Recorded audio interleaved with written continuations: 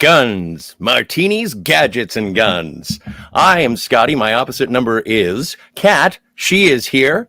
And today we are discussing the lessons that have been learned, the franchises that must go on. Again, we have a new bond with Roger Moore, and such is the beginning of a new era in the saga of Agent 007. What is that era exactly? We shall see. This week, we revisit the 1973 film Live and Let Die. How are you doing, Kat? Excellent. Good. It's good to be back. I know we took a week off. I know you were having travels across everywheres. Yes, I'm having travels across the state of California. Top secret. Top secret adventures. Yes. So what are your thoughts on how far are we going on the No Time to Die box office? I know that you had a little bit of information about that earlier today. Yes, it opened in China over the weekend, and it went from 525 million. Now we're up to 608 million as of yesterday. That's pretty good. Still, it is good. It's good. I'm glad it's still getting an audience. I'm still being released. I have friends who have messaged me who are saying that they haven't seen it yet and they're looking forward to checking it out.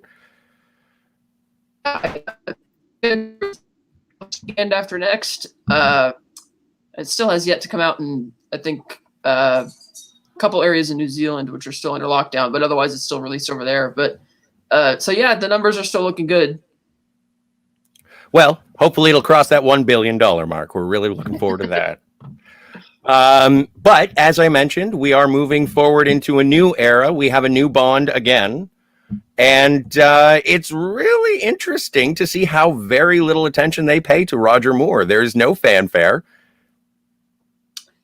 Yeah, it's kind of like they shifted gears because you knew Connery was done after Diamonds. And I guess I should mention today is actually the 60th anniversary of when it was announced that Connery was cast in the role way back in 1961. That's kind of cool.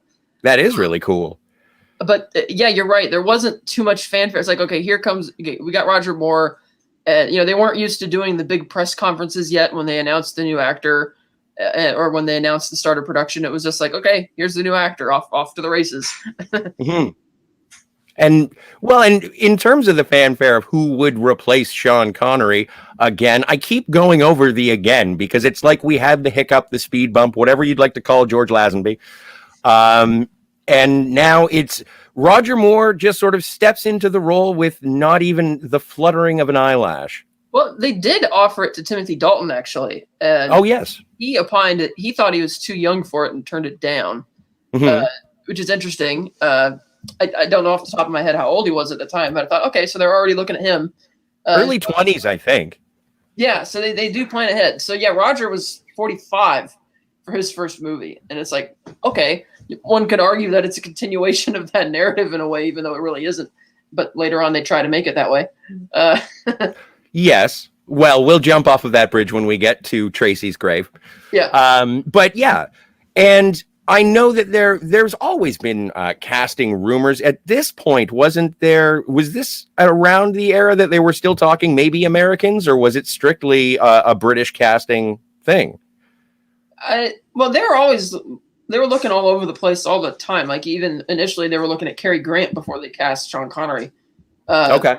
So they've been always looking around. It's just that by happenstance, they've always cast somebody from the British Commonwealth. So that's just kind of how it's gone, but I don't think they would be opposed to it. Kind of like there was no big fanfare about the fact that, some media made fanfare about the fact that Fukunaga was the first American director, but they didn't have, the producers didn't have any qualms about that. It's like, yeah, well, pick who's ever, and I think part of it has to do with the fact that Barbara and Michael are based out of England. And so they know, they know a lot more of the British filmmakers say, or are more in with that than say the American ones. And so, yeah, you foster relationships that way. And I get, but yeah, no, nothing. I know that they were also looking at Roger even before for Majesties at one point, like kind of paying attention to him, even though he said he had not been formally approached. So they do plan ahead, contrary to that's why I'm convinced that contrary to what they're saying now, that, we haven't even thought about who the next guy is. We're not even going to think about that till next fall. I'm thinking, nah, you probably already have a pretty good idea of who it is you want for the role. And you certainly talk to him because you can't afford to wait too long because before you know it, they could get locked down to, on other projects. On other projects. Yes, I thought you were referring to something else a little bit more close to home. Anyway, so lockdowns, yo. Yeah. All right. So anyway, but yeah, no, in the casting, heck, Sam Neill was even considered at one point. Yeah. And Michael Gambon, like they've always, and also as we progress through the Roger Moore era, there will always be sort of the little titillating dangling of a carrot of no, Roger's done now. He's done now. The next one, we don't know who's coming on, and it's like, no, he came back for another. Yeah, well, it's even when Daniel Craig was cast, he said that he figured the way he had heard it was that they were interviewing all sorts of people for Bond, and he just figured he was just going to be one of the other people to, come through and, on your way type of thing. So it's not, they always go through a bunch of people. They just don't really talk about it as much as, like, if you're based out of Hollywood, and if it's a Hollywood production, you're going to hear about all of the different casting rumors for, like, the latest superhero movie or, whatever. You always hear all the casting stuff, but you don't really hear that as much with Bond. They kind of at least not until after the fact. Yeah. Like, what was it? Mark Strong recently came forward and said that a night out of partying with Daniel Craig cost him the role of what would have been, I think, Alex Trevelyan in GoldenEye. Oh, wow. Yeah, he said he's up for the Bond villain, and I was trying to piece together the clues from what he was writing to figure out which one it would have been. And it sounds like it would have been GoldenEye. And yeah, he says he went out for a night of partying with Daniel Craig, and they all got smashed. And then in the morning, he had to go audition, and he's like, yeah, I just totally botched the audition. And they're just like, okay, yeah, bye-bye. Never go to an audition hungover. Yeah, no. Anyway, Sherry's here. Hey, Sherry. Hey, Sherry. Thanks for hanging out. Well, and then, so aside from the casting, we also have a little bit of a tonal shift going on. Yes, Roger's whole take on the character is very different from Sean Connery. It's like Sean is like the debonair type, but he's also like tough, action oriented. Whereas Roger is more of the charmer, the guy who uses a lot more one-liners probably than any of the other Bond actors. I noticed, I just rewatched this film just a few minutes ago, and I forgot how much. It's like, yeah, he's there, but he's not. There's a lot more action in this film per se. It's not as much of Bond being able to be Bond, so to speak. There is absolutely a lot of him looking over his shoulder during boat chases. And it's just insert shots. It becomes, we'll discuss it when we get to it, when we get to the infamous J.W. Pepper. But yeah, absolutely. And also with the action sequences being much more, well, sort of fantastic. They've always been really exceptional, but this time it just seems a little cartoonish. It depends. I mean, they did it all for real. I know that. Oh no, I'm not referring to the impressive nature of the practical stunts. What I'm referring to is, what's the name of the old lady in the plane? Oh, Mrs. Bell. Yes, things like that. When we get there and how nonsensical that whole thing is. All right. So anyway, without further ado, would you like to discuss the debut? Sure. Right off the bat, I noticed that they used different music for the gun barrel logo. It's got like a bit of the Live and Let Die musical hint in there, even though it's still playing the same tune. And you have Roger in the bird to start out, which is good. Mm-hmm. And our pre-title sequence is interesting. This is the first pre-title sequence, or second really, where Bond is once again not in it, which I thought was an interesting choice for a debut actor's new movie. Absolutely. And so it begins with what I thought was always kind of a boring scene at the United Nations, and there's a speech being given, and you have this British agent there, and he's listening to his translator through the earpiece, and this guy sneaks into the booth, unplugs the cable, and plugs in another one with what looks like a cartoonish like dynamite peg, and he shoots it down, and it shoots like this high frequency pitch into this guy's ears. Neural disruptor. Yeah, he falls over dead, and then it cuts to Solitaire and Kananga, who, from San Monique on their little, placard, and they immediately take interest, and you can tell the camera, wants us to be interested in these people. So then we cut to New Orleans, and this is a great sequence where you have this a white British agent standing outside the Filet of Soul across the street, Agent Baines, and there's this funeral coming along, and everybody's sad, and you have everybody got their instruments, and you have this woman crying and being walked along with these two guys. And this guy kind of sidles up alongside Baines, and Baines asks him, "Whose funeral is it?" And he's like, yours, and knifes him in the stomach, falls on the ground. They carefully take the coffin over him, set it on top, and it's got like one of those trapdoors in it. So they just pick him up, which is really neat. And then the guy with the trumpet just starts changing tune, and it's like a huge Mardi Gras type parade. And I was looking for cuts when the coffin came down. I wonder if it was one of those things where you had to grab onto the inside and then lift up. Maybe, because I didn't really notice the cut either, unless the cut comes. I don't know, because there is a bit of a shadow when it comes down, so maybe the camera tilts or something. But that was really neat. It was cool. Yeah, so they pick up, and then what this tells us is that virtually everybody in this parade is in on it, like in on the villain's scheme, which is like, okay, so this guy's really connected. And they're fine doing this in broad daylight and not having to worry about people seeing them, which means that this guy's got a lot of friends. So then we cut to the fictional Caribbean island of San Monique. This is something this might be the first time they've done this in the franchise, where they go to a completely fictional, made-up location.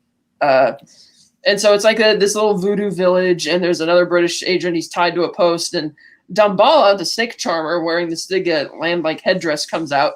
He picks up this snake, green and yellow, which is his favorite one, out of this coffin of venomous snakes. And it's funny because he takes the snake up to him and it bites him, but there's no like fang marks or anything. It's like, wait, what? And then he dies. He keels over dead. It looks like the snakes gives him a kiss on the neck, and then he is just traumatized and collapses. Yes. So then we do cut to the main titles. Live and Let Die, the song by Paul McCartney and the Wings. Pretty good song. A lot of voodoo hint stuff, typical girls dancing around, a lot of flaming skulls, kind of neat. Sounds like a Saturday. From there, we get to go to James Bond's house, which is the second time that we've seen this in the franchise. M has shown up.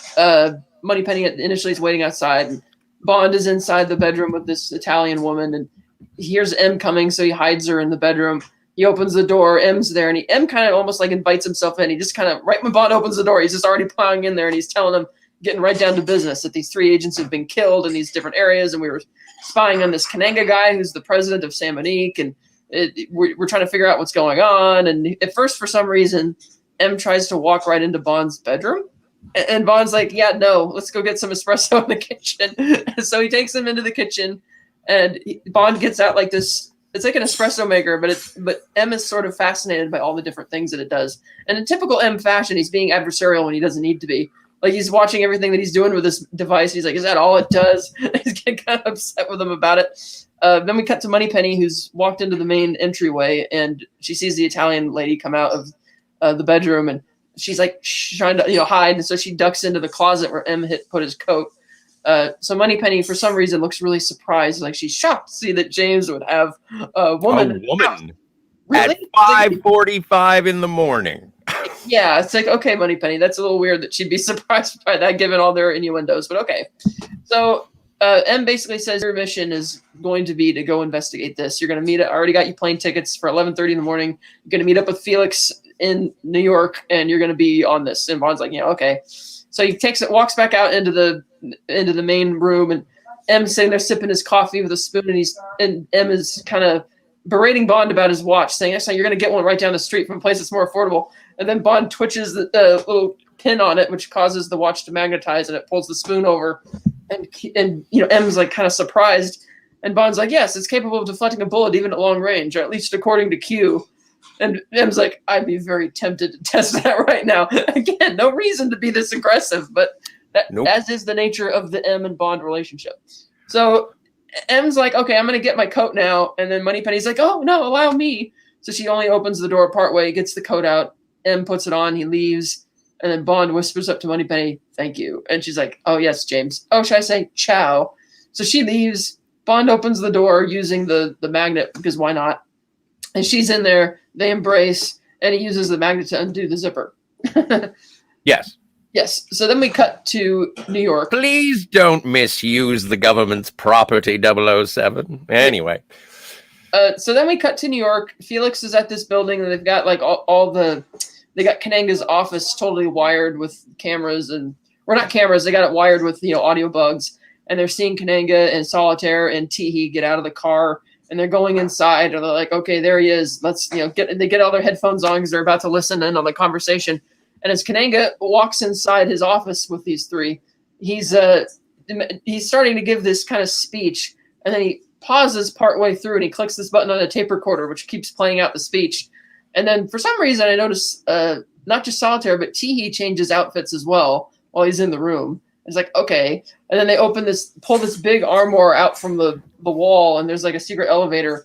And they go down the elevator and they get into the they go down the elevator, get into a car so they can sneak out the back of that's their intention, to sneak out a little bit later. Bond, meanwhile, has arrived in New York. He's in the car. He's driving down the freeway, and he's trying to make conversation with the driver. And we see this white pitmobile pull up with Whisper, one of the henchmen of the film, this big guy who wheezes all the time, basically.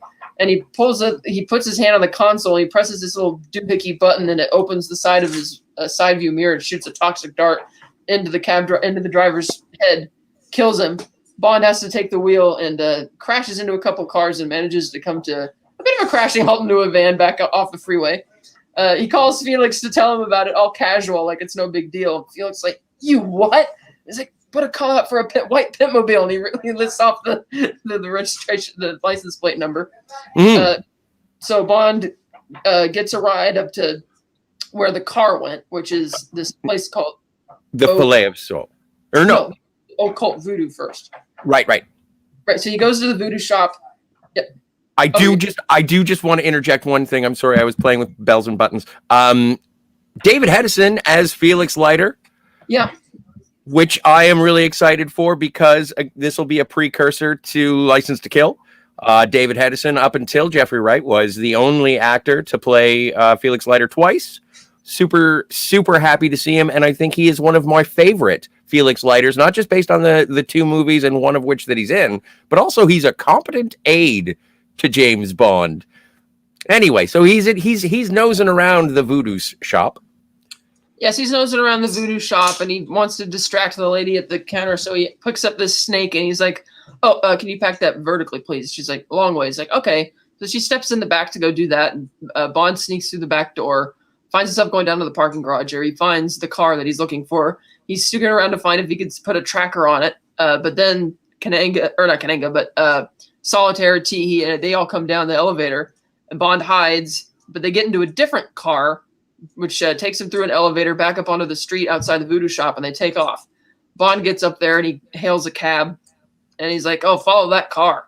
And as he's following in the cab, everybody they pass along the road is like, getting on their walkie-talkies to let them know that Bond is chasing him, which is like, okay, so this guy's really connected. Like, virtually everybody in this movie is in on it. The cab driver, by the way, is awesome. The cab driver is amazing. He is a very charismatic actor, and I would like to say, as one of the first representations of this gang that Kananga has, I think it's one of the best villain assemblies of all the James Bond movies. Like, from the cab driver to Teehee to Whisper, you got Solitaire. Like, everybody who shows up, it's like, Baron Samedi, the guy who has the snakes. I love all these people. They're great villains. They are, and it's great because Bond's like, oh, I need you to follow that car. He's like, are you sure? It's heading up to Harlem. And Bond's like, oh, I'll give you $20. He's like, oh, for $20, I'll take you to a Klan rally. And Bond just he perks his eyebrows up at that. And so they keep going. They make it to their destination, which is the Filet of Soul restaurant. And no sooner than Bond gets out of the car, the cab driver gets on the radio. He's like, he's heading on in. But and there is just one more thing. I do enjoy one of the people tailing the cab, which is tailing the car. It's like following a damn cue ball. It is hilarious. Yeah, and the other thing, they're like, there's a honky on your tail type of thing, and it's like, it's really funny. But one of the people following them, who's also interestingly in the radio, we'll find out is also a CIA agent, Harry Strutter. So Bond goes inside the Filet of Soul, and of course everybody looks at him because it's like everybody in there's black except for Bond. He asks for a drink with ice. He's like, oh, no ice. He's like, well, ice will cost you extra. And they sit him down in a booth seat, and you see all the prices on the wall and everything. You can get like a whole meal for like 35 cents. I'm like, that's nice. But no sooner than Bond sits down, the wall kind of spins around, and he's now on the other side of the wall, and he sees a bunch of goons with their guns trained on them, and they're like, So Bond gets up. He walks around in the room. He sees Solitaire. And she's played by Jane Seymour. This is her first film, by the way. Foxy. So she's playing tarot cards. If you look closely, the back of the tarot cards all say 007 on them, which is a little odd. she had already predicted that somebody dangerous was coming, so that's just why Kananga has been sort of ready for it. Then one of our henchmen, Teehee, comes out of this back room, and he asks for Bond's gun. So Bond gives it to him, and Teehee's got this whole mechanical, not so much a mechanical arm as it is like what Bond will later call butterhook. Mm-hmm. And he uses it to bend the barrel of the gun, gives it back with a big smile on his face, and Bond just dumps it in the garbage like no big deal. Being the total charmer that he is, he's not remotely bothered by this. So he goes to Solitaire and asks her, what does the future have? Or he asks her first, like, who am I to you? And she pulls up a card. She's like, pick one of the cards, and it flips it over and it says the Fool. And he's like, oh, you're the Fool. And he's like, oh, how sad type of thing.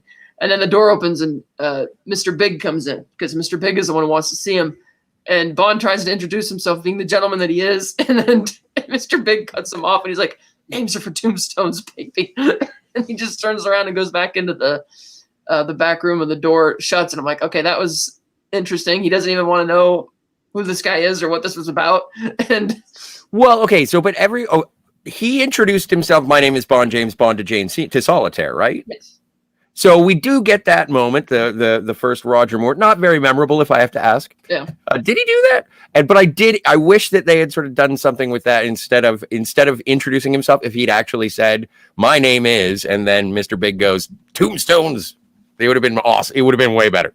Yeah, and I don't know about you, but I could notice. I remember the first time I saw this film, I could tell there was something off about Mr. Big. Like, I could tell it was a makeup job on his face. Oh, for sure. I was like, before I knew, I kind of headcanon it as if he was like some sort of burn victim. Yeah, because it looked that way. Which is really weird, but we'll get to why it's interesting when we get to that part. Right. So he's like, names are for tombstones, baby. He's like, don't waste this guy out in the parking lot or whatever. So then Bond asks Solitaire before departing. He's like, well, you have anything about my future? And she pulls another card and it says the Lovers. And she's clearly kind of perturbed by this.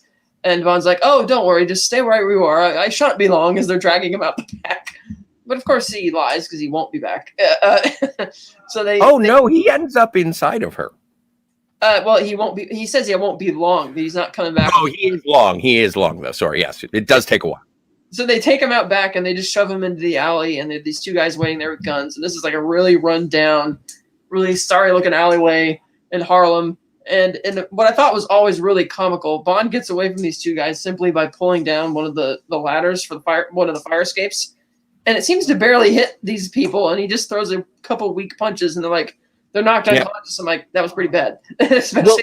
They're following him with guns, and once he pulls down the fire escape, one of the guys looks like he's about to pull his gun. And it's like, no, sorry, no. Yeah, that was badly staged. So he knocks it down, and then there's one of the guys who was following him in the car shows up, pulls a gun on Bond, and Bond's kind of waiting to see what this guy's about. But then the guy pulls out a gun out of his own pocket and gives it to Bond.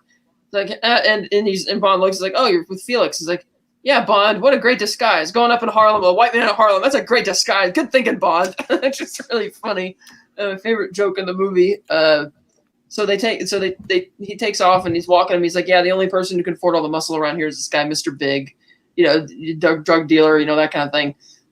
So they take off in the car. They get into the car and hears Felix's voice being spoken through a transmitter on the lighter in the car. Bond's like, oh, a genuine Felix lighter. And he's like, yeah, well, Kananga and Solitaire just got a private flight for, back to San Monique. And Bond's like, well, get me on the first flight down there. He's like, oh, already done. So then we cut to San Monique to Baron Sammedy's show. And Baron Samedy, of course, played by Jeffrey Holder, dance choreographer, really great guy. Fantastic. They're putting on this silly show, which is like, on the one hand, you can tell it's really tacky because they're putting it on for the tourists. He's just like the MC is talking about, oh, they're with Baron Samedy, Lord of the Dead. And, oh, but for our purposes, he's just putting on an entertaining show for you folks. And you have like contortionists there and fire eaters and sword eaters and that kind of thing. So Bond goes to check in at this hotel that's there. And he's told, oh, well, Mrs. Bond already has the room checked in. And Bond's kind of surprised. He's like, oh, Mrs. Bond. So he goes into the room. He doesn't find anybody there. He does the typical sweep for bugs type thing. And he finds one in the back of the bed. It's always nice to see the sweep for bugs bit in a James Bond movie because we lose it as we move forward. And so it is nice that we got a little bit of that here. Again, it reminds me that he's James Bond because so far all I've been seeing is Roger Moore. Yeah, that's true. So he goes into the bathroom, he takes a bath, and as he's doing that, somebody opens the vent behind him and sneaks in this snake. And Bond doesn't notice at first, and then he's shaving in front of the mirror, and finally he notices out of the corner of his eye that the snake is coming, and so he takes the lighter with the hairspray or whatever, and he just sprays it, and it becomes like a little mini flamethrower that apparently burns the snake to death without it ever catching on fire. Yes. And it's 70s aftershave aerosol can before they cared about the ozone layer. It's very of its time. Okay, yeah, okay, that's what he uses. Okay, so he kills the snake. He goes back into the other room and he hears somebody, or not, Whisper's there. Bond, of course, I guess didn't get a good look at Whisper when he was in the car driving him alongside on the freeway and killed his cab driver because Bond doesn't recognize him at all. We recognize him, of course, as Whisper, and he's serving him champagne. He's like, "Your champagne, sir." Bond's like, "Sorry, your champagne. Would you like me to open it?" "What's that?" "Would you like me to open it?" And so he's kind of, which is okay, odd. It's like maybe I shouldn't be laughing at it, but for some reason it's funny. So, well, it is funny, but it's a characterization of Roger Moore's James Bond. He's much more dismissive of the people around him, and when someone just tried to, or no, he doesn't get the champagne. He kills the snake after the champagne, I think. Yeah, I think so. Yeah. But anyway, he's barely shaken by this. That's right. Whisper was there delivering it while the snake was kind of being snuck into the room as like a distraction type thing. Right. So he opens the champagne for him. He's going to drink. He leaves. And then Bond turns out the lights and he's going to wait because he knows that whoever this woman is who checked in is going to be showing up. And sure enough, she does. This woman points a gun inside and Bond uses a cigar to burn her hand. And she drops the gun and Bond just grabs her and pulls her in the room and throws her on the bed. And she's in a white dress and her afro falls off. And it's, Rosie Carver. A thankless role that is a very ditzy character, admittedly. She reminded me a lot of Goodnight. Yeah, she did, but a bit more distressed. Yes. She confesses immediately, "Oh, I'm with Felix, and I've been on this mission. The last guy I was with was Baines," and Bond's like, "Oh, that really, makes me feel good," which it doesn't. And so Bond's like, "Oh, you better, get your why are you here with the gun?" She's like, "Well, I knew that there's people that the man who served you your champagne is not a waiter, and so I figured I ought to be careful." And Bond kind of gives her the look, but he kind of seems to believe it. And he tells her, "Oh yeah, you can go in the bathroom to fix your hair up." So she goes in there, and of course she screams because the snake is dead. Dead snake. Yeah, Bond not to worry about it, and she's like, "Oh, okay, I'm going to be completely." She's like, "Oh, I'm going to be completely useless to you. I never should have taken this post," all because she saw a dead snake. And it's like, okay, and Bond tells her not to worry, and he starts trying to put the moves on her. And she's like, "Oh, Felix told me there would be moments like this." He's like, "Oh, what did he say about that?" It's like, "If everything else fails, cyanide pills," which was fantastic. Yeah, because that was pretty funny. So she goes into now she goes into her bedroom and she screams again. And Bond, again, in the spirit of being dismissive and just not caring, he just walks in and he sees this felt hat or feather with a white feather with a little bit of blood on it. And he's like, "Oh, it's just a little hat, darling, belonging to a short person with a little bit of who had a fight with a chicken." And she's like, "It's a warning. Get it out of here." I was like, okay. So he throws it out and then she embraces him. It's like, "Oh, don't leave me, James." That kind of shtick. Well, and it seems that this would be evidence of some sort of connection between the people of San Monique and Mr. Big. There's got to be something going on. Whisper was just there, and also it's a voodoo nation, and so they're throwing. Looks like Kanang is trying to f up this Cabbage Patch.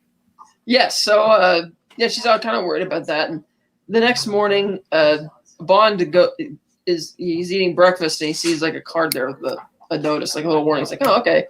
So he goes into the side curio shop to buy some tarot cards, and then he and Rosie go down to the docks. And if you look closely on the building on the dock, there's a big sign reminding the locals to be friendly to the tourists for the tourist dollars.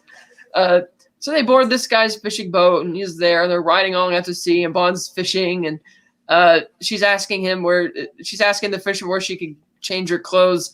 And he's not responding to her for whatever reason. She's like, "Me, clothes off, where?" I'm like, "Oh my God." So he points down like this, and I'm like, "Oh yeah." The first thing I thought is, "Oh, he wants you to go down and do that on his bed." So she goes down below. She gets changed, and she accidentally knocks this button, which reveals a secret chamber with all these guns and stuff. So she's worried, and she looks back up on the boat, and she sees the guy stringing some rope behind Bond's back, and she thinks he's about to throttle him. So she pulls the gun on him. He's like, "Stop right there." And Bond finally decides to come clean. He's like, "Oh, Rosie, meet Coral Jr., which in the books was the same Coral from Dr. No, because this book took place before the events of Dr. No, but whatever. True. So, yes, Coral Jr. But also, for credit to Rosie Carver where credit is due, she did discover something through her investigation and got the drop on the person she thought was going to kill Bond. And yet everyone dismisses Rosie Carver as being a useless addition or not treated very well because she does do stuff. She responds poorly to supernatural activities or perceived supernatural activities.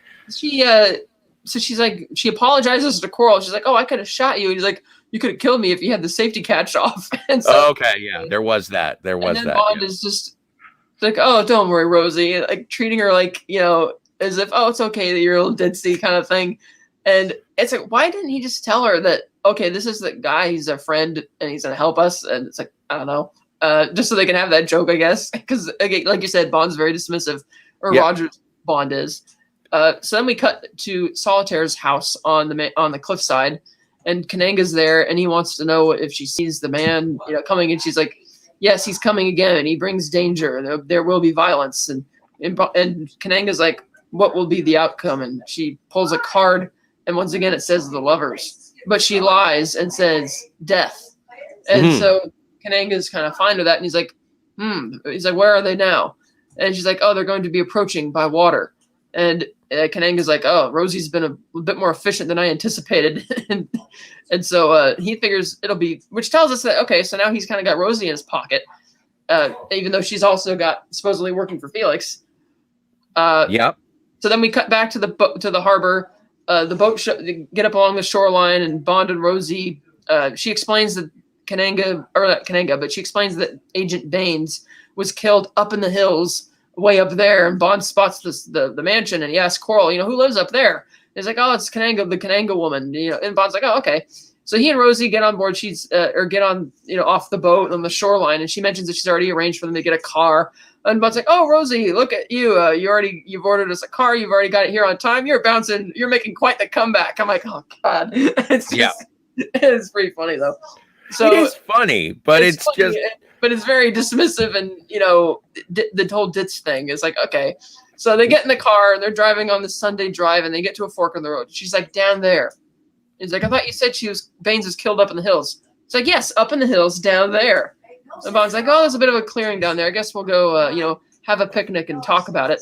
So they head down the hill to go talk about it. They're having a picnic, and they're. Oh, I think they did it. Oh yeah, they did. Because okay. So Bond finally asks her to. Yeah, Bond asks her to come clean, and she's like, oh, and he threatens to like kill her, and she's like, oh, you would not after what we just done. Oh, he's like, I wouldn't have certainly done it earlier, but now I might. And, then she notices one of the scarecrows that's there, and she starts freaking out, and Bond pulls the card out, the card that he got at breakfast that was a warning to him that Rosie was traitor. Which is fine because they never explicitly tell you who gave him the card, but we can assume it was Solitaire, I suppose. Yeah, I suppose. So she's like worried because now that Bond knows she's a traitor, and yet she sees the scarecrow looking at her, but she doesn't tell Bond what the deal is at this point. He's just like, she's like, oh, he'll kill me if I talk, and he's like, well, I'll kill you if you don't. Which is like, I kind of felt really bad for Rosie in this moment, and then the music starts picking up, and you're like, oh shit. So then she just gets up and runs into the woods, and Bond's like, Rosie, and it's like, oh, okay. So now Bond doesn't seem like he's gonna kill her, but he seems worried about her for a change. He starts running after her. She gets a bit ahead of him, and then another scarecrow, opens the eyes or the cameras and opens the mouth, and it shoots a single bullet and kills her. Yes. And that which was done on Kananga's orders. And even though Kananga wanted both of them dead, I guess the scarecrow only had one bullet in it because Bond didn't notice the scarecrow. He went to the same spot in the clearing, and it could have shot him dead too, but they don't. Well, and also we've learned from multiple Bond villains that failure equals death. Yeah. So I think we are still with the genre, the genre cliche. Right, because the plan apparently was because Kananga confronts Solitaire about this, and he's like, "You said you saw death." And he's like, "Well, I can't help it. If you're not specific about who you're asking about, then I could just. It must have been the girl's death then." And he's like, "Well, Teehee was there and it was ready," and he's all upset, and he's like, "Oh, Solitaire, I have no desire to be upset with you, and your mother, she was useful to me until she wasn't," and we realize that okay, so he's been keeping her and her mother before her as his personal prisoners to use their clairvoyant abilities with the tarot cards to to be able to get the advantage, so to speak. Mhm. But he doesn't want to be angry with her, so he leaves, tells her to go to bed. And she's like, "Oh, I can't see the future, whatever, when you're mad at me." And it's like, okay, so the movie is definitely pushing this whole supernatural thing, which is interesting because this is the only Bond film to do that. Well, but I think it's part of the manipulation of Kananga. Yeah. It is established in the pre-title sequence that he does have, one of the agents is murdered through a ritual, and it is sort of fostered through Rosie in terms of, oh no, this is a sign from Kananga. He has people. He's got Baron Samedi. That's true. Which we'll get to what he's really about in a minute. So Kananga asks Solitaire if Bond's, where's Bond now? Where is he? She's like, she lies, doesn't want to know about it. Even though she, of course, knows right where he is, which is offshore, because now it's nightfall, and Bond is there with Coral, and he's got a hang glider, and he buzzes Coral, and the hang glider cuts apart, and Bond cruises down. And in a really weird sequence, there's one of Kananga's many red shirts, the first that we see in the film. He's standing on the cliffside watching the boat, but apparently he didn't see the hang glider get detached and doesn't notice Bond come up behind him and knock him off the cliff. So Bond lands right, and apparently henchmen cannot look up. Yeah, he was the only guard at this palace, so supposedly. So Bond lands. He goes inside, and then Solitaire hears some noise, and she comes in and sees Bond playing with the cards. And she's like, "Oh, you can't do that. Get away from there." And she's like, "Only people who don't have the gift are not capable of seeing." And Bond is saying, "But you predicted that we would be lovers." She's like, and she tries to deflect, and he's like, "Oh, but you," and being the great Roger Moore bit, where he's like, "Oh, but you really believe in the cards," because you can tell he thinks it's all a bunch of bullshit, and he's just doing that catty, dismissive thing of her. And he asks her to pick again. It's like, "See if we'll be lovers again." So she picks, and of course, once again, it's the lovers. And then she finally, this is admittedly a damsel in distress role that you would never see in a movie today, and she doesn't really say much. And finally, she gives in, and they embrace. And then Bond tosses the pile of cards aside, and we see that it's all the lovers, and that's the card he bought at the curio shop, or the card deck that he bought at the curio shop, rather. Now, one of the things that I have heard many times when discussing Live and Let Die is that this is blatant manipulation to get into the bed of a woman who does not necessarily want to be in that bed with you. That's exactly what it is. And so I don't... Does Bond have any inkling towards what goes on with a tarot card reader and how they have a gift? Is he trying to subvert her in a way, or is he just being a dick? He's just being a dick, because he didn't know that, because once they were there in bed, and she's talking about how she can't see, and Bond's like, "Oh, I'll get the cards." She's like, "No, I can't." She explains that once a physical violation happens, you can't get the gift back, and Bond gets his look on his face like, "Oh man, she's Looney Tunes. She's like insane." So he didn't do that because he was trying to, because from Bond has two perspectives on it. Either one, it's supernatural, or in his mind, it's all bullshit, and she just believes that it is. He didn't do that for the sake of tricking her into feeling alone and in need of help. He did that just because he wanted to have sex with her. So, all right. And he figured that was going to be his way of befriending her to get information. But now she's afraid that Kananga's going to kill her because she's lost the power. And Bond's like, "Oh, you don't have to worry." Again, being totally dismissive of how afraid she is. And he's talking about the various lessons we're going to learn. "Oh, lesson number 1, this. Lesson number 2, that. Blah, blah, blah." And she asks, "Well, is there time before you go for lesson number 3?" And Bond's like, "Oh, of course." So he jumps back in bed with her. And then in the morning, they set off into the woods because he wanted to know what goes on up in the mountains on this island, or in more inland. And she's like, "I don't know. He's never taken me up there. I just read the cards for him." So he's like, "Well, let's go up there together, since now that she's convinced that she's going to die, or that Kananga's going to kill her." So they head off into the woods, and Bond's like, "Lesson number 4, follow the scarecrows, because the scarecrows are meant to scare us, meaning that we should follow them." And they come upon this church by a cemetery, and they hear this guy playing a flute, and Baron Samedi pops up behind one of the gravestones. He's wearing not his makeup or his hat or any of that stuff. He's just wearing like this green, almost Levian-like outfit, and he's playing the flute. He's like, "Oh, it's going to be a beautiful day, a beautiful day." And just, head up there. And so they crisp and clean, no caffeine. Yeah, and so Bond just kind of pays him no mind, and Solitaire gives him this weird wave. She's like, like she doesn't, like she's kind of creepy or whatever. And I thought she was sort of holding him off. She kind of waves like this. Hi, as they're walking past, and she knows who he is. Yeah, that's the thing. She should know who he is. Okay. but maybe she doesn't recognize him without the I don't know. It's not really clear. So All right. Baron Samedi pulls the flute aside, and we see that it's got a radio and an antenna in it. He's like, they're heading for the hill. So Bond and Solitaire are heading up the hill. They pass another scarecrow, which has cameras on it. And Kananga is watching this on his monitor from his place. And he says, if Bond discovers what's up there, then kill him. And I'm like, okay. So Bond gets to the top of the mountain. He doesn't see anything. Just some fields, and it looks all pretty. What's going on? But then a helicopter comes up, and I'm like, oh, shit. So Bond and Solitaire run down the hill, and they find themselves under this canopy, and they realize that all of the trees and plants they've been seeing is just a camouflage canopy, and underneath it is all this heroin poppy fields. And he realizes, okay, so Kananga's running a heroin operation that he's tying in with Mr. Big for distribution through the Filet of Soul restaurants. He figures it out like on the spot, which is easy to put together. The helicopter pilots attack, and the Bond and Solitaire take off. They end up down into this village, and the helicopter stops pursuing them, so Bond and Solitaire decided they're just going to play it cool walking through this little village. And the cops get a notice from Kananga that, kill Bond, but the girl is not to be touched. To repeat, the girl is not to be touched. So Bond and Solitaire steal this double-decker bus. Yes. And Bond makes her sit at the back so they won't shoot at the bus. Yeah, so they take off down the road. These motorcycle cops follow them, and in an odd bit, the bus gets upon this road right next to like the swamp or this little lagoon. One motorcycle veers to the left and just goes up a ramp into the lagoon. Another one veers to the right and ends up in the bushes for no apparent reason. And then the third one just slips on the water on the bridge and just falls aside. Bond turns turns the thing around. He starts taking off back down a separate road, and there's like a blockade on the road of some some horses or whatever. And so Bond veers to the right to avoid it.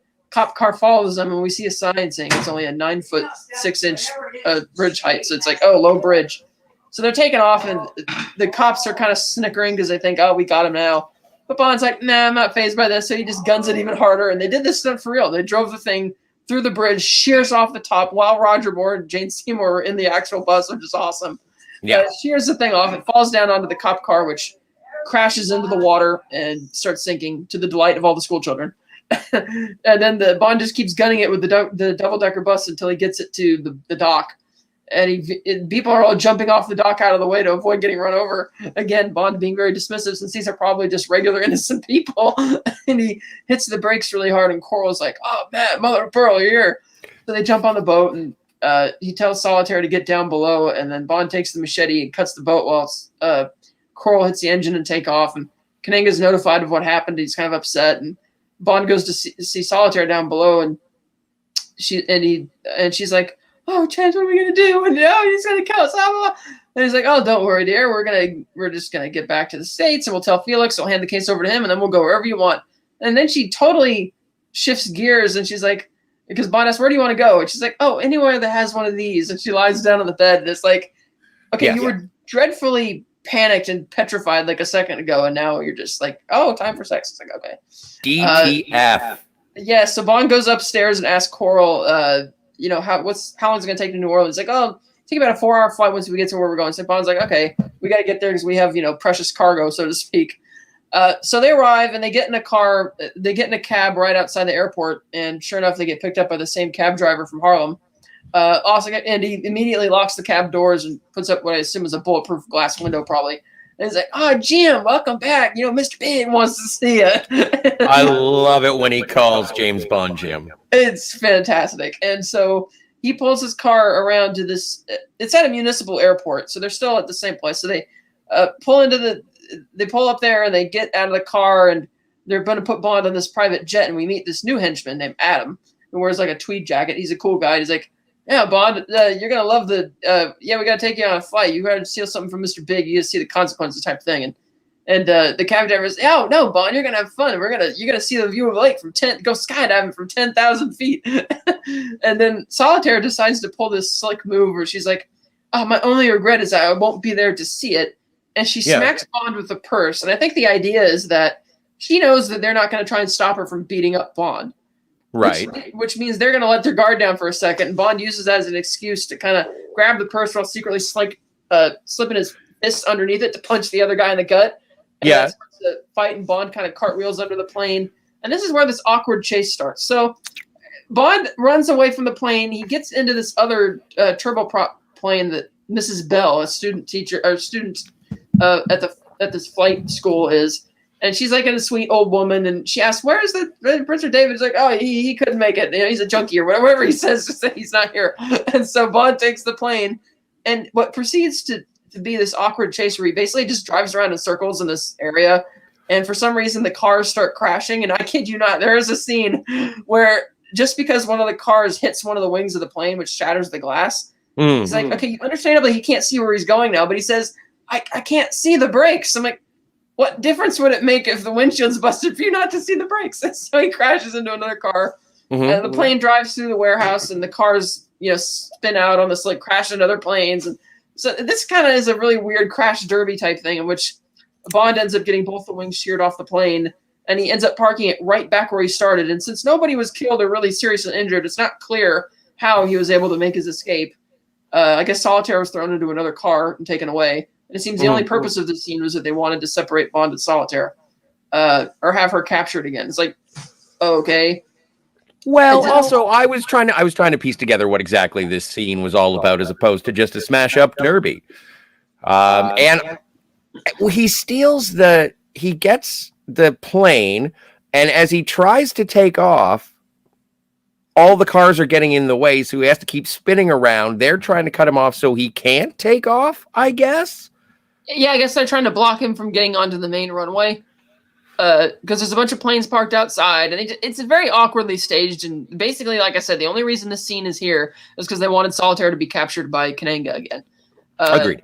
So Bond gets away. He goes to the Royal Orleans Hotel where he was going to meet Felix. And then it's kind of funny because Felix is on the phone with the teacher from the flight school. And he's like, yes, I understand the wings can't be glued back on. And he's talking, and you hear the guy yelling and giving him shit over the phone. I like how it's like, that son of a bitch. Oh, I don't think there's any need for name calling. He even had that line from Mrs. Bell when Bond was driving through the closed doors to shear the wings off. She's like, holy shit. Well, and I'm glad you brought that up. I forgot about it because it is one of those things that sort of differentiates. It reminded me immediately of Data in Star Trek Generations just before he crashes the Enterprise. And it's like, oh shit. And it's like, this is the first time they ever said shit in James Bond. My heavens, it's changing with the times. Yeah, they say more in this film coming up too in terms of profanity. Oh yeah. Yeah, so Bond kind of says something flippant to Felix while he's on the phone with the Flight Academy, and he's like, and Felix assures him that he's got Harry Strutter already standing up guard outside the Filet of Soul, and they're going to go meet him there. So, of course, we cut to the Filet of Soul, and Strutter, unfortunately, falls victim to the same really sad funeral turned Mardi Gras parade thing. And interestingly, they don't actually show it this time, which is kind of clever. It's like, I like that. You see the guy sidling up next to him, but you don't get as far as hearing him ask who the funeral is before it just cuts straight to the trumpets playing. And I thought that was actually kind of a nice touch. So Bond and Felix show up, and they can't find Harry, so they assume he's in the restaurant. They go inside, and Felix is about to take a booth seat, and Bond's like, no. He's like, why not? He's like, I got turned around in one of those last time or whatever. So they sit down at this table right in front of the stage. Felix is told that he has a phone call. So he goes back. It's unclear why they don't just take Felix down there as well. So there's just a bunch of goons down there with guns. So whatever. So then Felix goes to take this call. And then as the lady on stage is singing Live and Let Die, specifically looking straight at Bond, the entire table and chairs goes under the floor. Once again, showing that everybody in the restaurant is in on it. And yes. Felix comes back. Everyone in the Filet of Soul, whenever you go into a Filet of Soul, it's basically just like a franchise of Kananga's or Mr. Big's empire. Yes, and so when Felix gets back to the table, he asks the waiter, he's like, where's my friend? He's like, your friend. But then it cuts before you can hear what excuse he comes up with. I thought that was really clever. You know what he did? Yeah, so Bond's down in this little basement. The lights are kind of off, and they suddenly turn on. It's interestingly designed room where you have like these gray walls with the big notches in, almost like concrete. And he's sitting at the end of this long table where you have Solitaire, Teehee's there, and Mr. Big is sitting at the end of the table. And Mr. Big's talking to Bond about how he's not really into this whole tarot card stuff. That's kind of Kananga's thing. But he still wants to know, I want to know, did you touch her, Bond? And he's like, well, that's not really a proper question to ask. He's like, well, did you mess with that or not? And he's like, that's between me and Kananga and Solitaire. And so he's really upset now. So Mr. Big then peels his face off, and we see that it's just a prosthetic makeup job. And sure enough, it's Kananga. Now, just to refer, when he peels off his face, yeah, It's really good makeup close up. It is. It does look like another guy. When he peels it off, you see the foam rubber and where the makeup has been applied and everything like that. Even the dots where the glue is on his skin. I was like, it just must look bad under the lights at a distance, like for the filmmaking, I guess. Because when it's up close, I was like, that's not bad. Yeah, and this is a bit of a Mandela effect thing. I kind of sworn that the scene went when Bond is asking about Kananga that he starts peeling his face off and says, like, points back at her, "Did you touch her?" Like, really sternly, but that's not what happens. He just kind of peels his face off, and Bond's like, quite how revealing. and so Bond's like, oh, okay, so Kananga, grower of heroin, distributes it, co-signed to Mr. Big. You're gonna 2 tons of heroin. You're gonna send around the country or whatever. And Bond's like, oh yes, and Bond says, oh, you're gonna sell it wholesale. And he's like, oh, wholesale, how amusing. And he's like, well, and Bond's like, well, you can't be expected just to give it away for free. He's like, actually, that's precisely what I'm gonna do. And Bond's like, oh, that'll probably upset certain families, referring, of course, to the 5 families of the mafia. And Bond's like, yes, exactly. It will drive them insane. It will drive them mad. And Kananga's evil plan is that his belief is that by defeating his competition by distributing this stuff for free with a higher potency will get him a lot more addicts, will double the addicts in the country, and then he can basically charge wholesale at that point. Yeah, he's going to be the only distributor, and he's going to be making a lot of money off of everyone who is a heroin addict. Also, right. I would like to say that part of the reason that Kananga has such a vast army, I think a lot of these people do heroin. Yeah, so they don't look like very much like heroin junkies, but they might do a little bit of it. But again, the logic of the drug enslavement plan that Kananga has is kind of early 70s anyway, so I'm just, and also if you wanted to apply some negative stereotypes to certain people, I took to it that he's got this vast empire.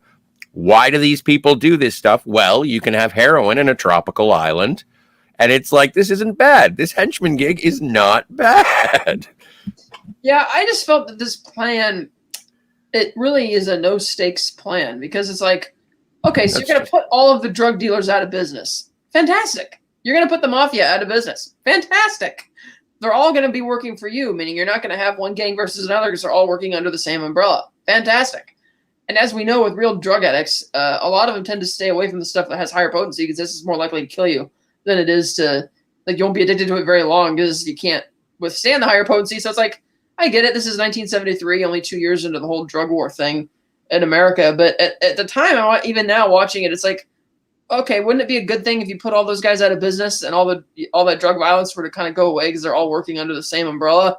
But again, I guess, they hadn't really thought about these things because it's 1973. And he's a Bond villain, so he's in it for the money. He might as well be irradiating the gold in Fort Knox. Who knows? Right. He's doing it for money. Right, because he said the 2 tons that he's going to distribute is equivalent to, or Bond says it's equivalent about to $1 billion. In 1973, and we saw how much food costs at the Filet of Soul. Right, so it's a lot of money that he's getting rid of and that he's expecting to make from this. So now Kananga's like, well, the question still stands, Bond. Did you touch her? And now Bond tries to weasel his way out of it and still doesn't want to answer it. So it's like, oh, okay. So Kananga goes to sit down next to Solitaire, and he tells Teehee that for every wrong question or every wrong answer that he should clip a finger from Mr. Bond's right hand, and then we'll move to more like vital areas, and that kind of perks Bond's interest. So Teehee turns the chair around, and he puts his hooks around Bond's pinky, and first he has Teehee take Bond's watch off with it. He tosses the watch to Kananga, and Kananga asks Solitaire if the numbers 3266 are the accurate serial number on the back of Mr. Bond's watch. And she pulls a card out, and she says, "You speak the truth."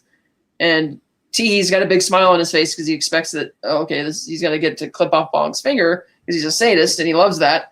But instead, Kananga motions for him to release him, and you can tell that Teehee's genuinely upset by it. And then Bond stands up, and he's like trying to work a new proposal for Kananga, but before he can, Teehee just boshes him over the head, knocking him unconscious. Whisper comes in from the side room wearing this big red suit as well. I guess he's trying out for Santa Claus as well, with a white belt and all that. And Kananga tells Whisper to, take him to the farm. So it's fine. Whisper picks up Bond almost like a little rag doll or something, kind of dragging it alongside him like a suitcase or something, as he and T are heading out the back. And then Kananga's upset, and he talks to Solitaire, and he's like, I gave you every chance to get this right. I gave you enough clues. You should have gotten this right. And he's like, I would have given you love when the time came. You knew. And he hits her really hard, knocks her on the ground. And he's like, oh, you knew that, blah, blah. And you can tell he's like, in the spirit of an abuser, he's genuinely upset because he feels like he's genuinely been betrayed. Like, how could you bond as opposed to me type of thing? Well, absolutely. And that I think I really felt that with the character, even earlier on when you said, like, Solitaire, you've upset me and I have no wish to be upset with you. I have to leave. You go to bed. I do think that there was some affection there. And I think a lot, like, it is Jane Seymour's first film, but also little love for Yaphet Kotto. Come on. This guy, amazing. That was so good.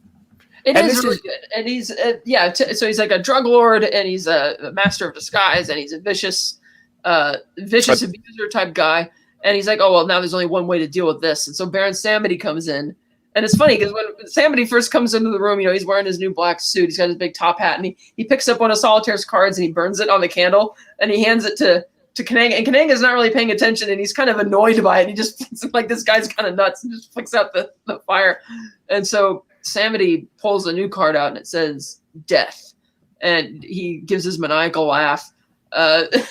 So then we cut to Bond is now with Teehee and Adam, and they're at the farm. This is Ross Kananga's crocodile farm, a real place in Jamaica. He had a menagerie of all kinds of animals there, but this is specifically the crocodile section, which is kind of cool. And he's got some crocodile skulls on these stakes, and Teehee's showing Bond around and shows him all the little guys. First, he takes him into the heroin lab that they have there, and they're talking about how they're packaging. He's seeing how they're packaging the stuff up, and Teehee's like, "We got to get the shipment out tonight. That's tonight."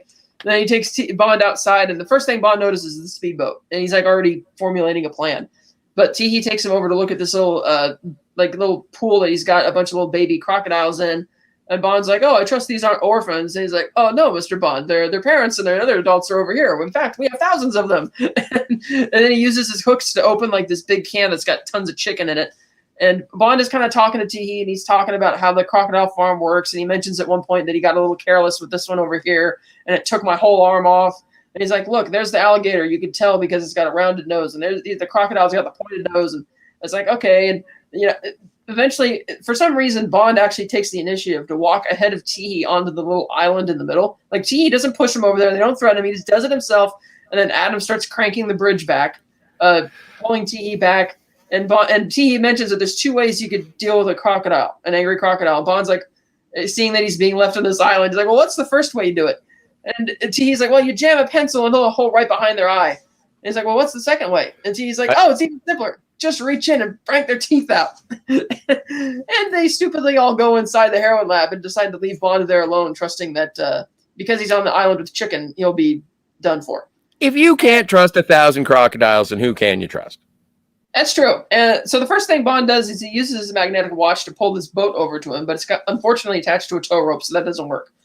He then starts picking up the chicken and trying to throw it over to other sides of the pool to lure the crocodiles away to get a clean shot at the land, but he can't.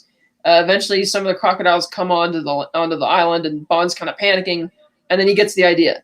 And he turns around, and he runs, jumping onto the backs of all these crocodiles. They filmed this several times, having Ross Kananga himself do it. A couple times he came close to losing his foot and getting it ripped off.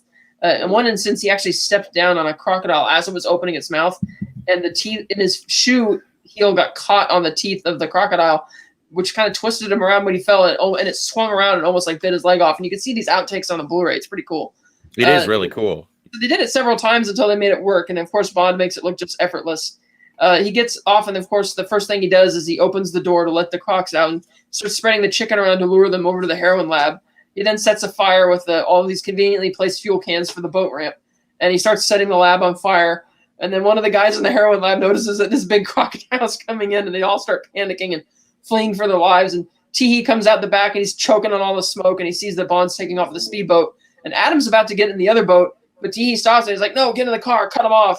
And so we begin a 13-minute boat chase. Done with glass and motorboats. All the stunts are done for real. It is amazing. Oh, yeah. And there's a little story in it as well. So it begins kind of with Adam driving down the road to cut Bond off. And he speeds by this billboard, And parked behind the billboard is a New Yorker playing a Deep South Louisiana Southern sheriff. Great accent, great acting here.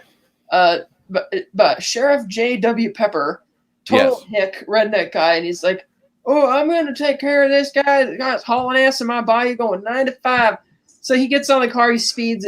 We got a regular Ben-Hur up here. Anyway, sorry. Yes. So Adam comes to a stop at a levee break because he knows Bond's going to be coming that way. But then Sheriff Pepper comes upon him first, and he orders him to, put his hands, put all 10 fingers down on the car. Spread your legs aside. Like, you must be accustomed to this, boy. He spits his tobacco onto the ground. It's like, okay, so we get it. It's a racist sheriff. But before he can really get anywhere, he's like, "You think you're going to haul ass through my parish, boy?" And no sooner than he finishes saying this, Bond flies over the edge of this levee with his motorboat. Then another one comes and crashes into the sheriff's car, and knocking the sheriff clean onto the ground. Adam just takes off in his own car, and the sheriff is kind of totally bewildered as everything that's happening. And another police car shows up, and the guys are like, "Is that a speedboat launched in the sheriff's car?" They're like, "Oh yeah," and they're kind of making a joke at his expense. So then the Sheriff Pepper walks up to the car and he's like, "In the name of me and the law and Sheriff Pepper, I hereby commandeer this car and all the persons herein, smart ass." and so he takes the car from him.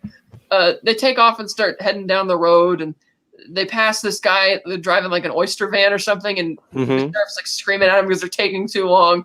Bond, meanwhile, is taking off on the boat, and he notices that the sheriff had accidentally discharged a bullet into the engine, so his boat's starting to slow down.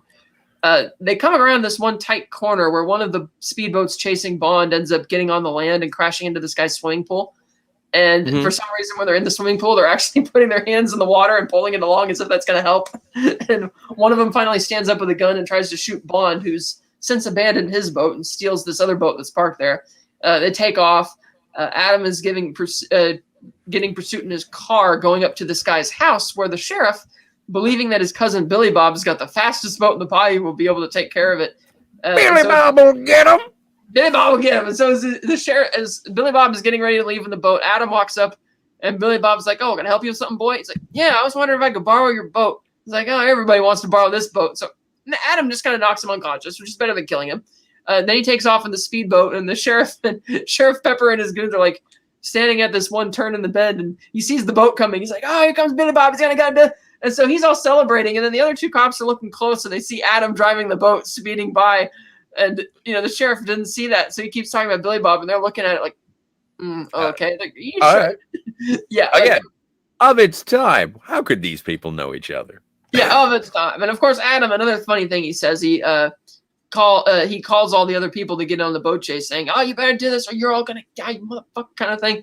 And even Sheriff Pepper, when the boat first flew over you don't actually hear him say it. You see him say it, but he's like, "What the fuck?" Like that kind of somewhat slightly bleeping it out. And there's another stunt I like where there's this wedding happening on a peninsula, and for some reason the wedding cake is off way over on the side on this table, and one of the speedboats jumps up on the land to cut the turn off, and it knocks the cake down, and the bride starts crying immediately, and the groom actually smiles, which I thought was kind of funny. They take off even further, speeding through, and we find out that the Sheriff Pepper has contacted another sheriff in the neighboring parish to set up a blockade at the river. And they're setting up this cheapy blockade. They think I got it taken care of. And I noticed that the sheriff who's setting up this blockade is the same actor, Leroy Hollis, who played the sheriff in Las Vegas in Diamonds Are Forever. Oh, nice. Yeah, so he's there, and they're setting it up, and he's looking all tough, like they're going to do it. Of course, Bond and the guy following him, their speedboats are way too fast and bulky, so they just plows through this blockade like nothing. And so when Sheriff Pepper shows up, he thinks that they've got it taken care of, and he sees that the blockade's destroyed, and all the cops are like in the water trying to get out of it, and the sheriff's like all upset. And so this chase goes on for quite a while, and eventually Adam catches up with Bond and Billy Bob's boat. Bond starts doing donuts around him and splashes some fuel at him because he had an extra fuel tank on the boat. And eventually instead of setting the boat on fire, Bond splashes some fuel in Adam's eyes, and then drives by a second time and hits the throttle on Adam's boat. So that way it takes off and crashes inside this trawler, where it just blows up in this massive explosion, killing Adam and thus ending the boat chase. Yes. And Bond pulls up at the dock where you see the 5 mile an hour wake zone, no wake zone area. He's greeted by Felix and the captain of the police force, who Felix has explained everything to. But then Sheriff Pepper shows up in his banged up car, kicks the door down. One of the other gags I forgot to mention is over the sheriff's radio. He's like, Sheriff, once you're done there, Mrs. Sadie to put her dog out in the shed. He's got foaming at the mouth. Wonders you can go over and shoot it. And it's like, oh my God. So Sheriff kicks the door out of his car. He stands up. He's like, looks at Bond. He's like, what are you? Some kind of doomsday machine, boy. And Felix is like, Captain, would you mind explaining to the sheriff? So it's like, JW, I need to talk to you. So they pull him over to the side. He's like, yeah, so this fellow over here, he's a secret agent with Britain. He's like, a secret agent? On whose side? And that was pretty funny. And that is the last we see of Sheriff Pepper in this particular film. But certainly memorable. According to Tom Wankowitz, the screenwriter, he felt that if virtually, with the exception of Rosie Carver and Harry Strutter, if every other black character in the film were going to be villains, he felt he needed to anchor it by having a white racist guy. He figured that would somehow balance it out, which is why the boat chase ends up being 13 minutes, because they tried to give Sheriff Pepper his whole story within this boat chase. Just to really make him into a buffoon. Exactly. And I feel that the boat chase, as impressive as it is, I think it goes on too long, because, we just had the double-decker bus chase, the airplane weird crash derby thing at the airport. And granted, we had the scene with Kananga revealing, or Mr. Big revealing his Kananga, the crocodile farm. But these are all very action-oriented scenes. So we're not, we're not getting much of, like you said, it's more of Roger Moore playing Roger Moore. We're not really getting him be Bond. It's all action-oriented and stuff. And Felix tells Bond now at the end of this chase, he's like, so we saw your man Kananga with a guy. He's 9 feet tall, got him with a hat, and he's got a cane in one hand, and he's got solitaire in the other, and they're heading back to San Monique. So we cut to that night, and Bond and Coral and Felix are on Coral's boat. Bond and Coral are getting into their scuba gear, and they're going to go place explosives in the poppy fields. And Felix expects that this is going to be a simple mission. They'll be back in no time, whatever. They get to the shoreline, and Bond hears that the party, as he says, the party's already started. And Coral's like, send my regards to Baron Savity Man, one right between the eyes. Which, okay, so I guess Coral doesn't like this guy either. So we cut back to the Voodoo Village, and Solitaire is being taken by the villagers out to the sacrifice post. She's tied up there. Damballa shows up again in his headdress. He gets the same snake out of the coffin. But instead of actually killing her right when it looks like he would have, they all stop because these other villagers enter the cemetery with a top hat. And Bond is watching from the trees, and he sees they set this top hat at a grave, and then they tap the grave with the machete, and Baron Samedi rises up out of the ground, and you can tell that it's him. It's the actual actor there. He's blinking, his skin. You can see that he's breathing, and they all start celebrating and go back to try and kill Solitaire. They go back to kill Solitaire. Bond decides to intervene, and interestingly enough, he's actually holding a revolver in this one, a big 6-shooter. He shoots Damballa right in the chest. Everybody panics. He then shoots Baron Samedi, and it turns out that he's like a scarecrow, it's weird because he shoots the head, it blasts off, but you see that it's still. I wonder how they did this effect, because you can tell it's still like the actor, the realistic skin and everything. His eyes are looking up, and I'm trying to figure out, is this the movie trying to say that he's doing some supernatural thing here, or is this supposed to be like a high-tech scarecrow? I'm not really sure. But Bond I think it's more the former. Yeah, supernatural. Yeah, because he shoots it to pieces, and it's like, that was clearly a flesh and blood human breathing, and you can see his chest compressing up and down as he's breathing his eyes, and now he's just like turning to wood, which is really weird. So Bond runs into the fracas. He shoots another guy to get him out of the way. He frees Solitaire, and right as he chops the first ropes to free Solitaire with the machete, Coral has clicked the detonator, and the explosions go off and blow up the whole poppy field. And it makes me wonder. Awesome, and I'm wondering, did they not have anybody guarding these poppy fields? Or maybe Coral dispatched them, all of them in secret, which would be kind of cool. So, so Bond, he's freed Solitaire, and they're running. He's grabbing her by the arm, and they're going to get out of there. But then Baron Samedi rises from the adjacent grave, and this time he opens his eyes, and there's actually a mistake here, in which. When he rises out of the grave and he kind of smiles, the camera cuts to behind like what he's looking at, and you see Damballa standing there holding the snake again, which was an earlier shot from when the first Baron Samedi came out of the ground. So they recycled the same shot, even though Damballa was already dead. And I was like, wait, what? That was kind of funny. And Bond, for whatever reason, decides that he's not going to shoot Baron Samedi, even though he's not used all his bullets yet. He gives the gun, he tosses the gun aside like a solitaire, and he takes the machete. And then Baron Samedi pulls out his machete, and he's just really looking ghoulish this time. And I was really hoping they would have a cool fight, but instead, Bond just like hits him once with they clash once with the machete, and Bond kind of shears it around like this and kind of pushes him, and Samedi falls into the coffin and presumably is killed by the venomous snakes. With all the snakes, but just before, I thought Bond used 6 bullets. I was counting and I was like, and now you're out of bullets, and then that's when he throws his gun away, and I was like, wow, good for you. Oh, he did use 6 bullets. I didn't notice. So I was kind of hoping there would be like a fight scene with Baron Samedi. It was a bit anticlimactic. I know that when they filmed this scene, Princess Margaret was there visiting the set, and Jeffrey Holder was initially not going to jump into that coffin because there were actual dangerous snakes in that coffin. But of course, he couldn't not do it with Princess Margaret on set. So he did it anyway, and he says it was terrifying to do it because you're falling into a coffin with a bunch of dangerous snakes, all their fangs and everything. But yeah, he did it, and he made it out of it alive. Just good. So Bond and Solitaire go back to the grave that Baron Samedi just came from, and they tap the head, and that is a signal to this red shirt guy underground, which makes me wonder now because they come down the elevator, Bond takes out the 2 guys, and we see that both graves had an elevator on it. So it's like, on the one hand, they're kind of saying he's kind of supernatural, but then they go down here and you see it's kind of like a trick, kind of like Bond told Solitaire earlier that, Voodoo Land was just a bunch of scarecrows and shit to keep people away from the poppy fields. But yet we're seeing evidence that, yes, the clairvoyance and the supernatural exists in this film, and Baron Samedi, so it's like this back and forth kind of thing, which is a little weird. So Bond and Solitaire take off into the tunnels. They're pursued by all the red shirts. They eventually dodge them, and they make it down to Kananga's lair. And Kananga greets them, and he's not even bothered by the explosions. He's like, oh yeah, poppy seeds are actually embedded really deep in the roots, and so they'll grow back, not a big deal. So it's like, oh, okay, so I guess Bond didn't really save the day.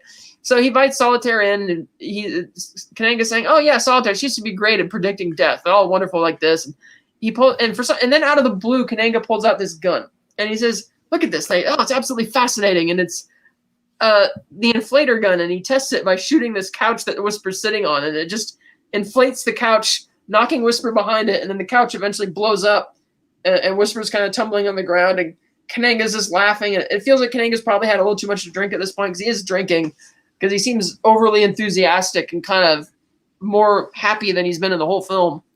Smoking hash. Probably. So he takes them out into this little courtyard by the subterranean waterway, and Bond sees that he has this big like missile-shaped canisters, and Bond's like, oh, okay. So you put the heroin in here and watertight canisters, and then you put them on this little monorail, which takes it out to the harbor, and you take it in Mr. Big. He's like, yes, Mr. Bond, you're very observant, quick learner sort of thing. Being sarcastic, of course, because of how easy it is to determine it. So Bond and Solitaire are tied to this little the transporter, which raises the containers of heroin onto the monorail, and they tie him up there. Kananga cuts three or four bloody cuts on Bond's wrists, and Bond's like, you're being a little conservative here with this. He's like, oh, contrary, Mr. Bond, you'll find those wounds to be quite fatal. So they move so Whisper's moving the controls, and Bond notices one of the inflatable bullet things sitting next to Whisper on the counter. So he uses his watch, catches it, and they're being raised over the water, and then Kananga once again, so like laughing, he's like, Whisper, the gate. And he raises the gate, and these sharks start coming, and Whisper's really quickly lowering him into the water, and Kananga's like, oh, no, not yet. Let's wait for our diners to, amass. To assemble. And so the sharks start coming in, and they're lowering him, but then Bond uses another gadget on his watch, which is the rim of the watch has like a little buzzsaw on it. He cuts himself loose. He jumps down below onto it to swing on it because it's like a dangling type of apparatus.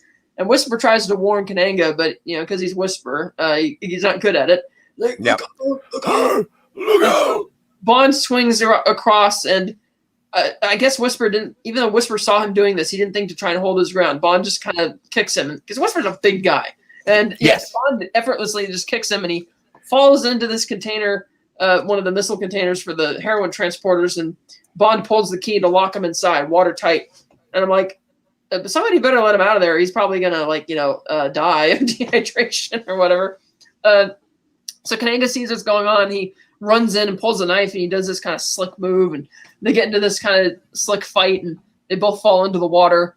And it's funny because Kananga tries to warn Bond that, hey, we should stop fighting because sharks are coming. And so instead, Bond, he tries to pull him out of the water, and he gets the inflatable pellet thing and shoves it in Kananga's mouth and pushes him back down underwater. And in one of the worst effects probably in the entire franchise, one that was just bizarre as fuck, Kananga inflates like a giant water balloon out of the water and hits the ceiling and just explodes. Yes. And some of that was really bad looking, but it was also a bit disturbing looking. Reminded me of the photos of Emmett Till in the coffin, in terms of just the bloated body, and it was just really. So he I was thinking more of Milton Crest in License to Kill, and I was like, yeah, they blew up a guy better in that movie. Yeah, so they blow him up, and then Solitaire's like, oh, where's Kananga? Because somehow she didn't see this happen, and Bond's like, oh, he always had an inflated opinion of himself. So he gets her down, and they leave, and it cuts to them at the train station with Felix, and we assume that everything's been taken care of now. Because really, the key to winning this plot, so to speak, or what was getting rid of Kananga, because he's both Kananga and Mr. Big and all the connections.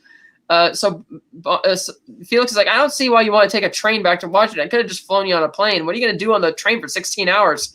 And they kind of look at each other. Wow. Yeah. So they board the train, and in a little tip of the hat to Dr. No, Bond turns to Solitaire. He's like, Solitaire, say goodbye to Felix.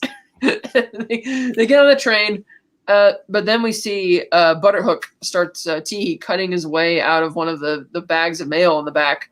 He uses his hooks to take out knock the power out, while Bond and Solitaire are, of course, playing cards because he's trying to teach her how to play gin. And she, of course, beats him in the first round of gin, and he was kind of flustered by that. So he goes into the bathroom to clean up, and she pulls the bed down to the pull-out bed from the ceiling, and she's talking about all the things they're going to do, and I'm finally a complete woman, free to touch your hand or whatever. And, of course, Teehee is snuck into the room, and she almost touches his hook, but Bond steps out of the bathroom right just at the right moment.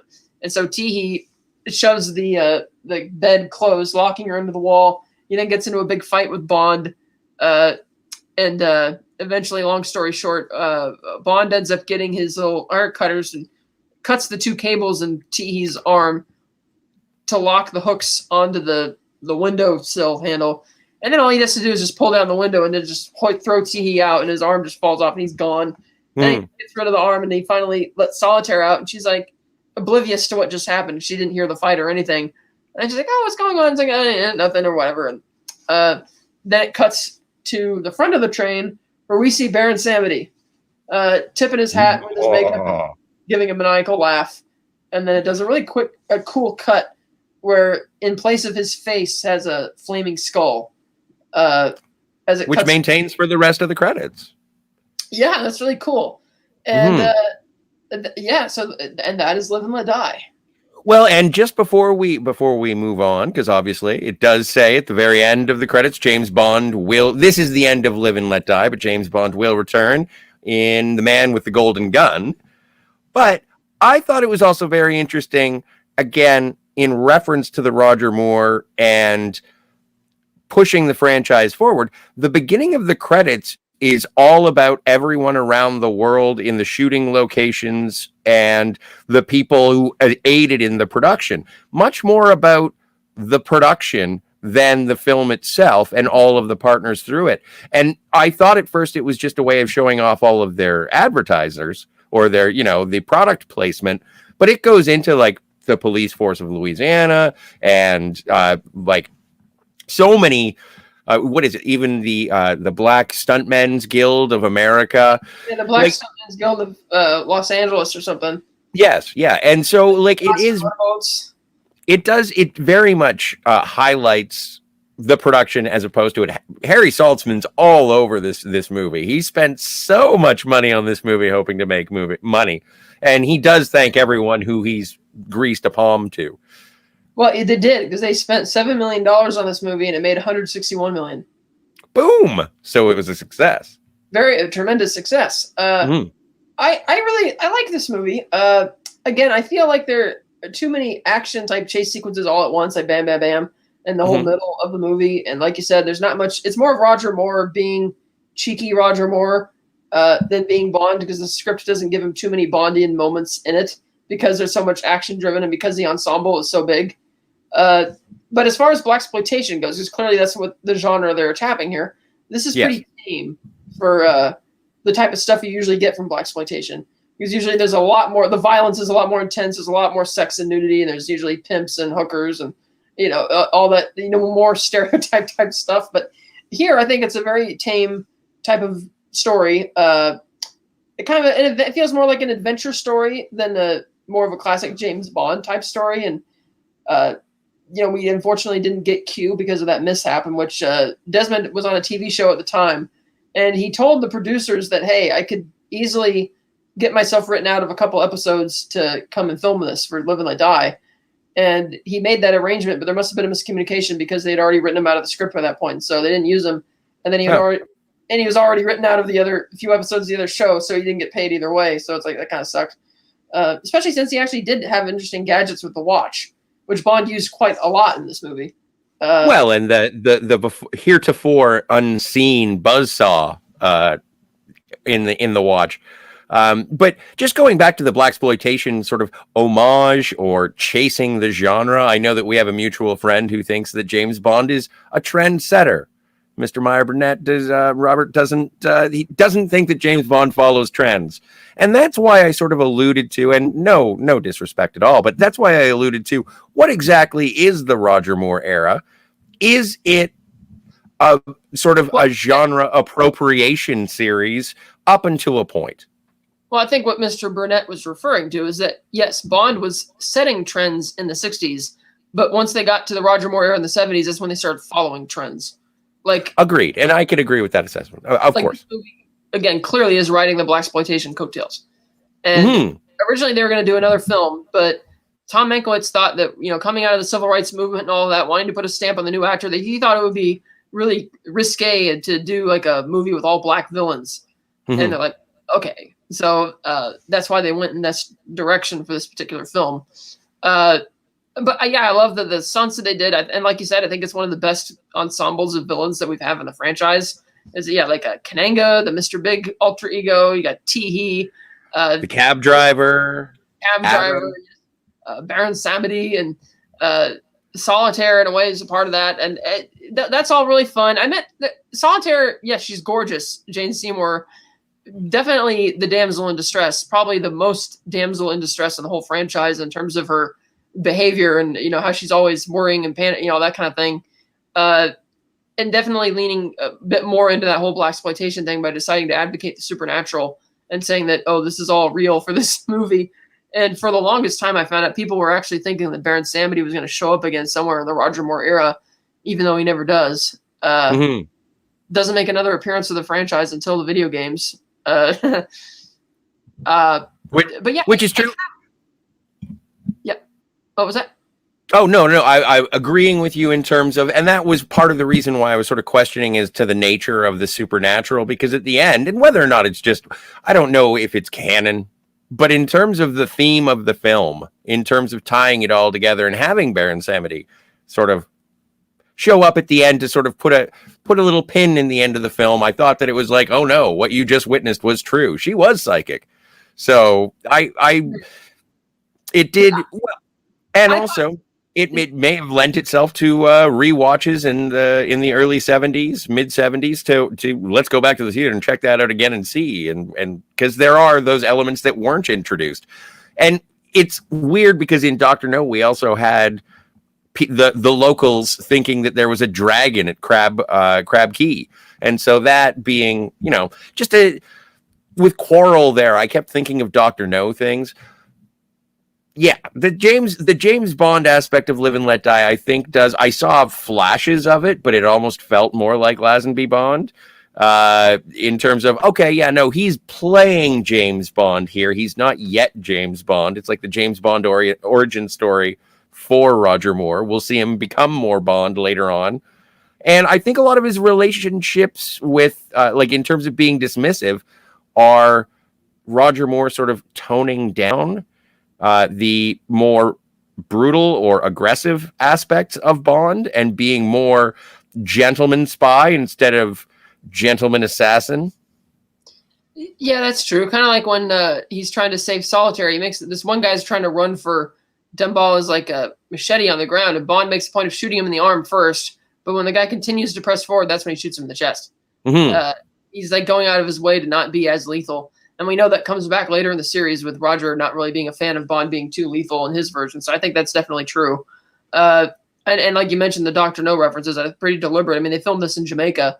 And it's like, oh, instead of the superstition of dragon, let's bring in the voodoo stuff and all that kind of, that thing. And, I thought it would have been interesting if they had played it such that not that Solitaire would actually be clairvoyant, but that she simply believes that she is. And it would be like kind of like a good luck charm, so to speak. Whereas Kananga would treat it that way. Like, oh, like boosting his confidence, so to speak. But no, the movie does make it explicitly clear that no, she is supernatural or whatnot, and has these powers, which is okay, interesting, and definitely does do that dive on that genre. But I think it's kind of an adventurous film. You're right; it's not as much of the James Bond character type formula yet, but it does have a lot of the trademark wit and charm that Roger Moore is going to use to define the character throughout his run. Yeah, and definitely that ramps up as we move along through the movies. In terms of I like this movie as well, but I do find it to be just a little bit. It is the beginning of the goofy, and there are ebbs and flows of the goofy that happens throughout the Moore era. This one definitely is out of the gates. This is a Roger Moore movie. Roger Moore is James Bond. It isn't at the point yet where they've elevated Roger Moore, but he was a superstar because of The Saint. Yeah. And so it is, you don't necessarily have to pitch the James Bond aspect. It's more of, do you want to see Roger Moore be James Bond? And clearly people said, yeah. Yeah. Yes, I liked that aspect of it.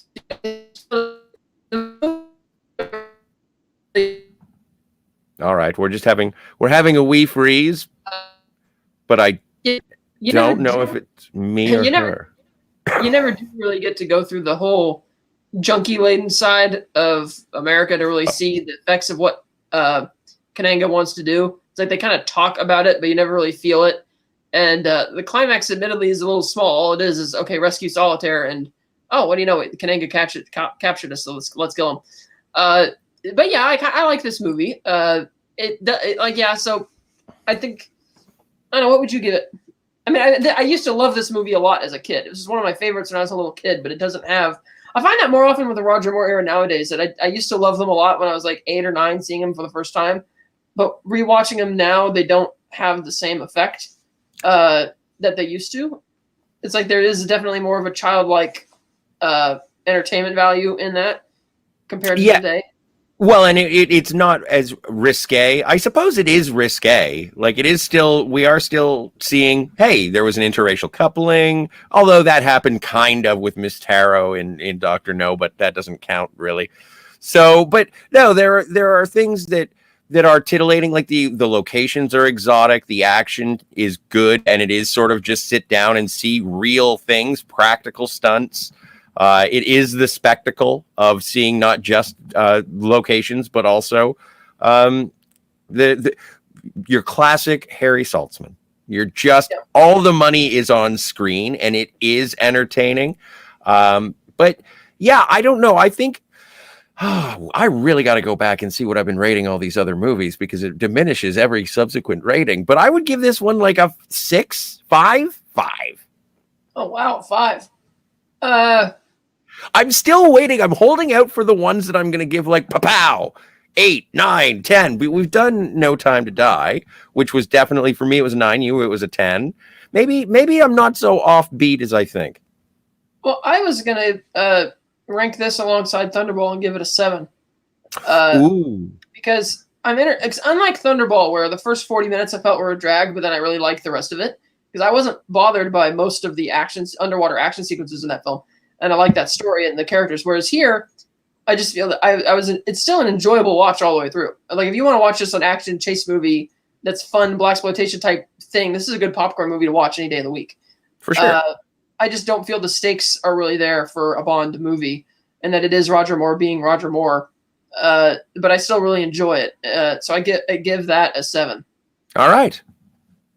It's a 7 out of 10 for Kat, 5 for me. And you know what? I will make you a promise on the air. I will have our rankings of the previous movies ready for Man with the Golden Gun. Okay, yeah, I need to look at my rankings for previous films. I'll probably change this one next week too. Yeah. I'm leaning more for 6.5 on this. We can do half martinis, right? No, you never leave half a martini. Never leave half a martini? Okay, then in that case, then I guess I'll lean towards a 7 for this one then. Yeah, 7 out of 10. All right. But we will return for The Man with the Golden Gun. Before we leave you, though, we'd like to go and check in with chat. Say hello to everyone who was watching in here. Sherry was here. Already said hello. But it's always thank you for coming and hanging out and showing up. Tim Possible clearly was far too excited, but he did do the courtesy of putting an H at the end. So thank you for not being terrified. Turge Tiberius Mark. I'm actually awake. P.S. I hate this movie. Oh. It's and I have heard. And you still have to see that movie, Turge. This is true. But yeah, no, I've heard a lot of people say that they do not like this movie at all. There are political questions of its time questions, and also just the grandiose nature of the Bond villain. I get it that people don't like it, like they're the lack of grandiose plan from Kananga, but different strokes to move the world. You only get one martini, Turge. And the beat goes on, gives the Vulcan salute. Thank you. Live long and prosper to yourself. And the beat goes on. Cam is here, always supporting. Thank you, Cam, to the Fantasmagorium show. Hi, Scotty and Catherine. Great show. Been listening. Thanks. Thank you. Thank you, Cam. And LDG of Geeks and Joy. Hey, boss. Hey, LDG. Thank you for swinging by. Good to see you again. It's always a pleasure to, crash our boats into one another. And Cam says to the Fantasmagorium show, thanks again. You guys rock. I give it a 6, almost a 7. So yeah, okay. That's kind of where I was at. Because if we were allowed to give half martinis, I would have given it a 6.5. But I guess we can't give it a half martini, so I lean towards more 7. I'm not saying you can't give it a half martini. I'm just saying I'm judging you for leaving half a glass of booze. In that case, I will give it 6.5 martinis. Fine, leave your drink unemptied. All right. So again, thank you, Kat. This is great doing these shows, and you are, as always, a font of information and a spectacle to behold. Thank you so much for being with me to have these conversations. Yes, thank you, Scotty. This has been, and everybody in the chat. It's been a great episode. All right. Until next week, not only will James Bond, but Martinis, Gadgets, and Guns will return. Have a good night, guys.